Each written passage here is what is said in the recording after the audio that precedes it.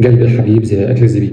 ده تواصل معايا دلوقتي وأنا أعمل لك جلب الحبيب أيا كان إيه الوضع وأيا كان إيه نوع العلاقة. الجملة بقت بتتكرر كتير قوي في الفيديوهات اللي أنتوا بتشوفوها بتاعت برضه قارئين التاروت وكوتش الطاقة والحاجات اللي احنا بنشوفها دي. زمان كنا بنخاف من السحر، دلوقتي بقينا بنخاف من اكونت تيك توك او من صفحة على انستجرام او ما الى اخره. واحد بيقول لك هخلي جوزك يبقى زي الخاتم في صباعك في خلال 24 ساعة، وواحدة تقول هخلي حبيبك يرجع لك راجع.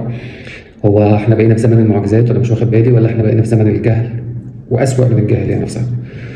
أول حقيقة عايزك تعرفها، محدش بيمسك قلوب الناس غير ربنا سبحانه وتعالى. ربنا قال واعلموا أن الله يحول بين المرء وقلبه. يعني اللي ماسك قلب جوزك أو حبيبك مش حجاب، ولا حد قاعد بيعمل شوية بخور وبيقرا لك الفنجان والكلام ده، ولا بيعمل لك جلب والكلام اللي احنا بنسمعه والكلام ده. لا، ده ربنا سبحانه وتعالى هو المقلب القلوب وهو اللي بيمسك طب ازاي حد هيغير مشاعر حد من غير اذن اللي خلقه؟ يعني انت ازاي بتيجي في بالك دي او بتيجي في عقلك؟ جلب الحبيب ده سحر بالمعنى الحقيقي. يعني اوعى حد يقول لك انا هعمل لك جلب والكلام ده وانت تفتكر ان في حاجات ممكن تعمل الكلام ده. لا، ده سحر. وربنا سبحانه وتعالى قال وما كفر سليمان ولكن الشياطين كفروا يعلمون الناس السحر. اللي بيعمل جلب الحبيب ده ما بيعملش محبة، ده بيفتح باب سحر وباب للشيطان وباب للخراب. واللي يروح للي يعمل كده بيقع في مصيبة، مش بيرجع علاقة ولا بيعمل حاجة كويسة في حياته. ليه الظاهرة دي بقت منتشرة؟ لأن الناس زي ما قلنا قبل كده موجوعة وتايهة وخايفة تخسر علاقات، ومش قادرة تقدم للعلاقات دي غير الطرق دي.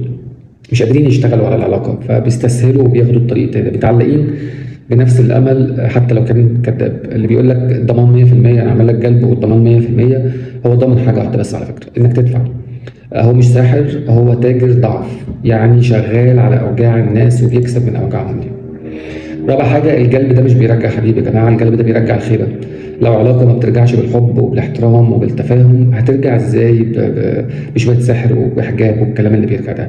ولو رجعت هترجع يعني بمشاعر، ولا هترجع بمشاكل اكبر ومصايب اكبر؟ الجلب بيدمر، بيكسر، بيبوظ العلاقه وبيمنع منها البركه وبيلخبط النفس وبيدخل صاحبه في ظلام مش بيخرج منه بسهوله ومش هيعرف يخرج منه بسهوله. ليه ده اخطر بقى كمان من التاروت ومن القراءات ومن الكلام ده؟ لان التاروت كلام، انما الجلب فعل، والفعل ده فيه سحر واستعانه بالجن والعياذ بالله، وفيه ايذاء نفسي للطرفين وخراب بيوت وعقوق لربنا سبحانه وتعالى ولفطرته اللي فطرنا عليها، وظلم ممكن نعمله لطرف من الاطراف وتعدي على قدر ربنا سبحانه وتعالى. ده مش لعب، ده باب لو اتفتح سهل قوي يدخل منه الشيطان ويدمرك ويدمر حياتك انت واللي معاك. المكتوب ليك هيجي لك واللي مش ليك هيمشي، ومهما يعني اتكتب